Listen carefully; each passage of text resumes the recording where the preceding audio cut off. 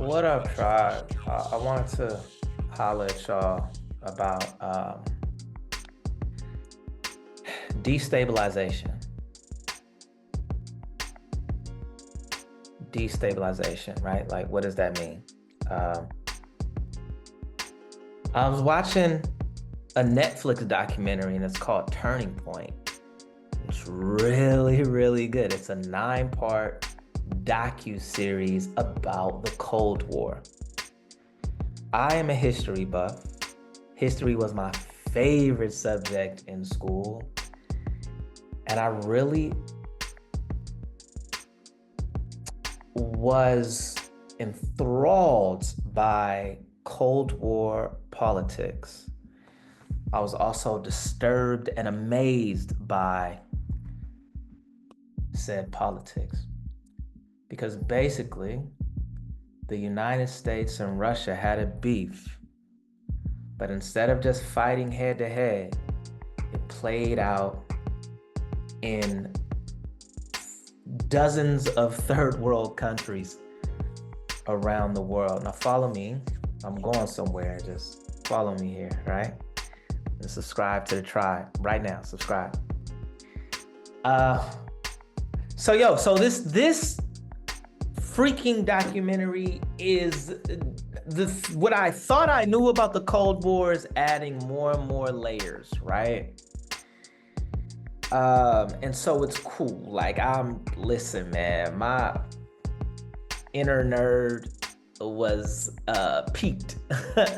I was feeling it. And so they talk about how the United States would destabilize governments through propaganda and sometimes by brute force. They would oust a democratically elected president, ruler, whatever, of a whatever the title was, of a place. And they would oust that person and put a person in that was pro-Western, that was pro-America, that favored their ideology and basically their business interests, right? Because if you get in the way, then you're going to get run over. That was the mentality, right? The United States engaged in this a lot. And so I'm watching the historians, and the historians are talking about this in a way that would suggest that they are appalled by this behavior on the part of our government.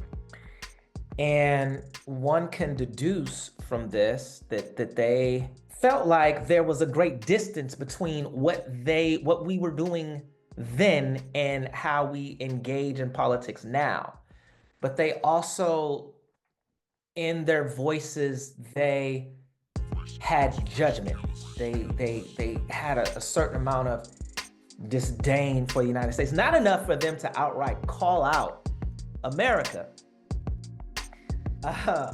But they spoke about how in places like Guatemala, where the United States ousted a democratically elected ruler, president, whatever, and installed their own, how it's still the economy is still terrible, and the politics are corrupt, and it's no longer stable.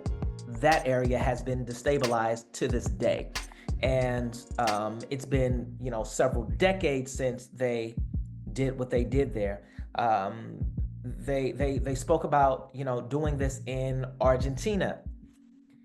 And they ousted the person that was elected and put in a guy named Pinochet, I think that's how you pronounce his name.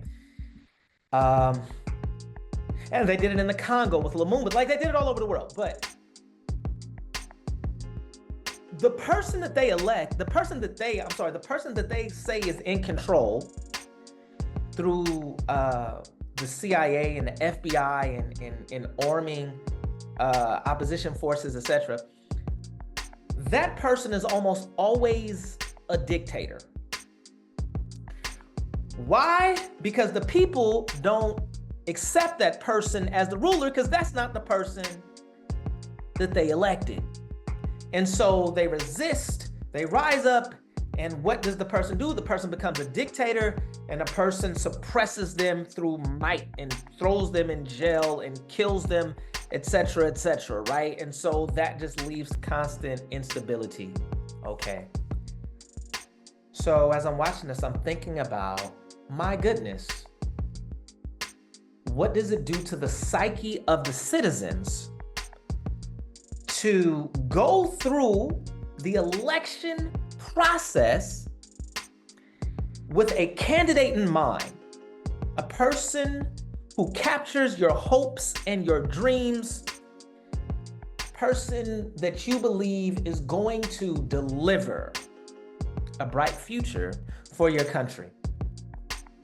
And then to see that person killed, and you are told to obey someone that who is this person, right? Well, like what does that do to the mentality of a citizenry, right? And so as I'm watching this, I said, wow, this feels really familiar. But it was hard for me to place it, because as I'm watching these historians, they made it seem like it was a long time ago, and we have since evolved, but the Cold War was it just brought out the worst in us. They didn't say this. This is me making an inference, right? And I thought about, wow, on a local level, in my city of Oakland, California, the people democratically elected a mayor. Her name is Shang Tao. That mayor was ousted almost like she was the ruler of a third world country in the Cold War. She was ousted from her position. And we are now in the process of getting someone else. That is not a democracy. And that is not the way a free republic is supposed to be treated.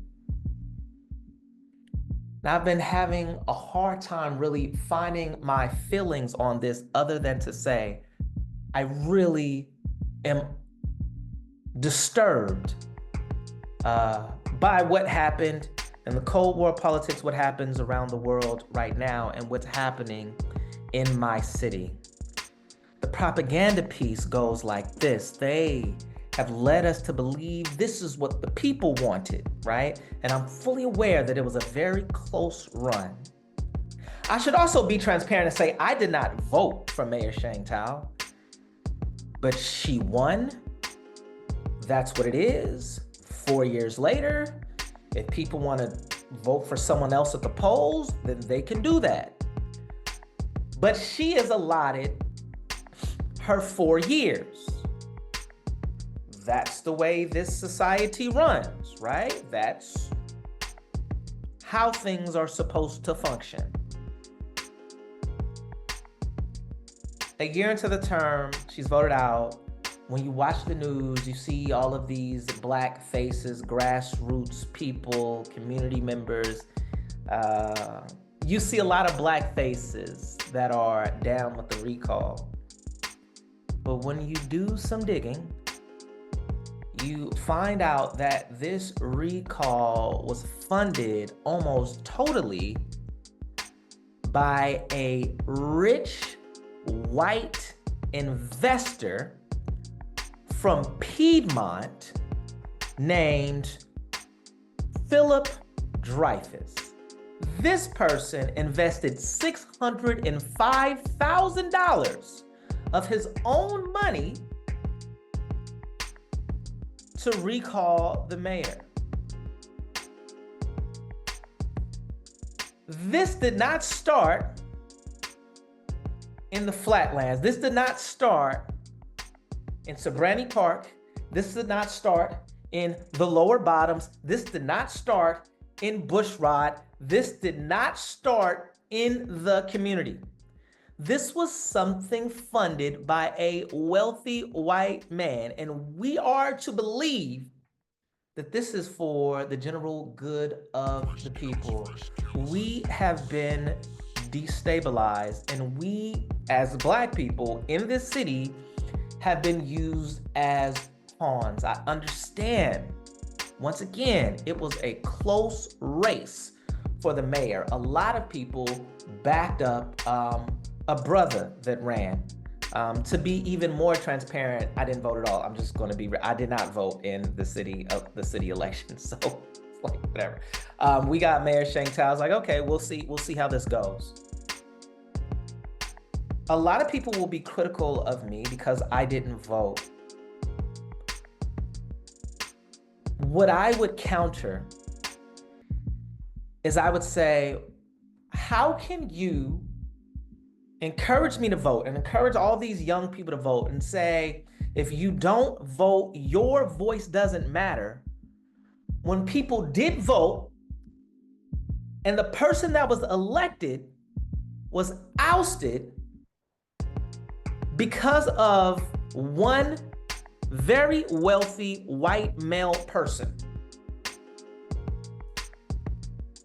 That is very disenchanting. That is very sobering. And it bothers me that people aren't talking about this more. And if you don't know, Piedmont should not even be a city. Piedmont is a very wealthy place full of white people and Asian people that long ago said, we don't want to be a part of Oakland. If you look at Piedmont on a map, it is totally surrounded by Oakland. They said, we want to keep our resources. We don't want to be a part of what they have going on. We want to live the American dream up here in the hills. They don't want to be bothered. I don't know what Mayor Tao did to make these wealthy people upset. I guess she didn't kiss the right ring fingers. I don't know if she didn't show up to the right meetings. She didn't support. I don't know what happened, but I'm really saddened by this. And these Cold War politics that I learned about in the documentary are still going on right now in my city. And this is not organic. This is not natural. This is something that is being forced upon you, and you are supposed to go with it. Not unlike the people of Guatemala, not unlike the people of the Congo, not unlike the people of Iran, not unlike the people of Iraq, not unlike the people of Zimbabwe, and all the other countries where this happened. I don't know what this is, but this is not democracy. Let me know what y'all think. Drop a comment, subscribe to the tribe, share this video, tell a friend. Peace, tribe, and another one.